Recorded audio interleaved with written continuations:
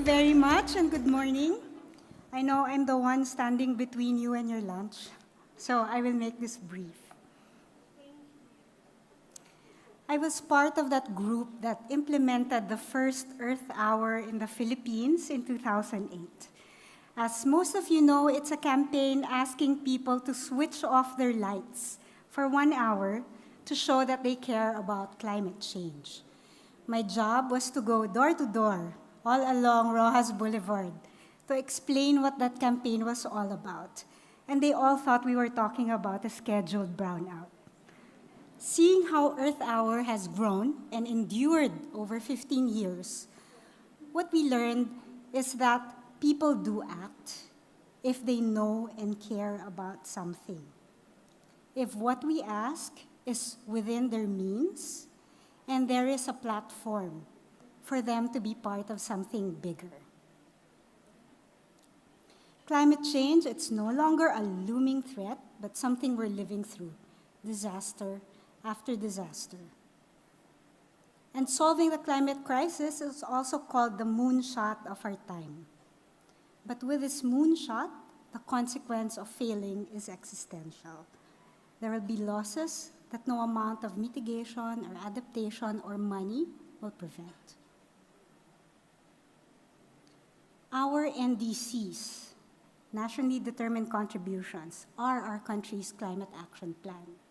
Our government made these commitments in the Glasgow COP last year, but with conditions of international financing.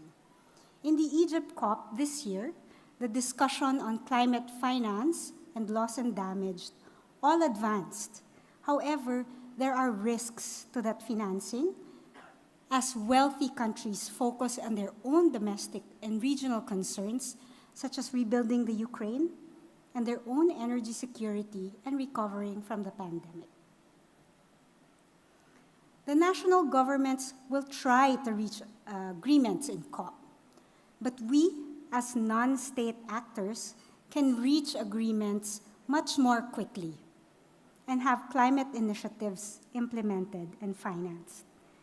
For these NDCs to be realized, they have to be understood and used widely across sectors. As the drivers of our economy, it's the business sector and us as individuals who can really turn that tide.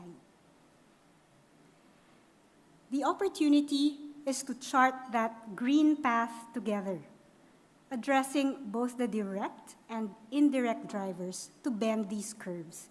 In other words, to change our ending. Companies are pushing boulders uphill, as we heard from the panelists just now. They're doing this individually when the situation calls for concerted effort to get to these points of leverage. And this is also an opportunity for you as leaders and entrepreneurs to do what you do best: respond to needs, to innovate, and to create value, lasting value.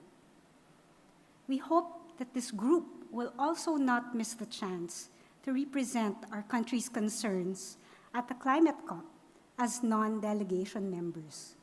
In Egypt, there was an Alliance for Climate Action Day, with various sessions on topics such as financing, nature-based solutions, and even celebrating the launch of a new ACA.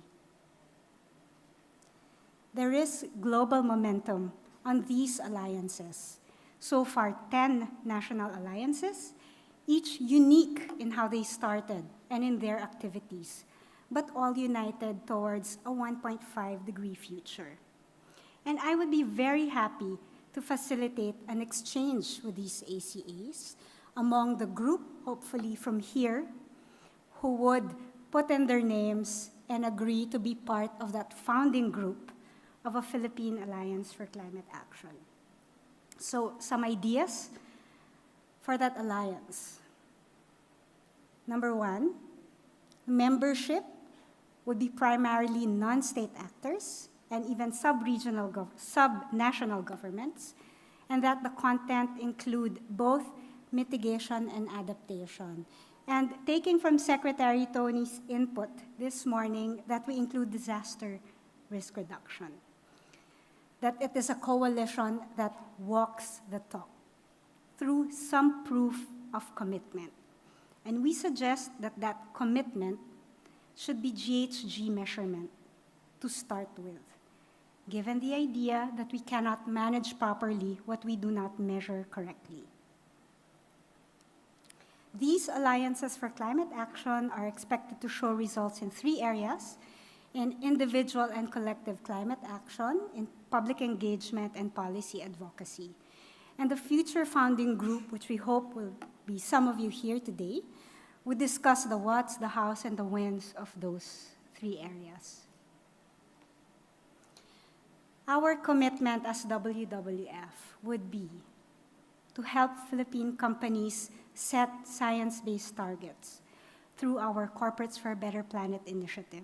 And we're privileged already to have NEO and SM Prime work with us on this. We would also support by being part of a secretariat for a Philippine Alliance for Climate Action, but noting that this is not a WWF alliance. We are only part of the Global Coordinating Group. And lastly, to deliver impact through our programmatic work, as is core to our mission of building a future in which people and nature thrive. Because I love the ocean, I will end with one of my favorite quotes: individually, we are one drop, and together, we're an ocean. We have a table right outside the room. Please do sign up to learn more about how you can be part of the Philippine Alliance for Climate Action. Thank you very much.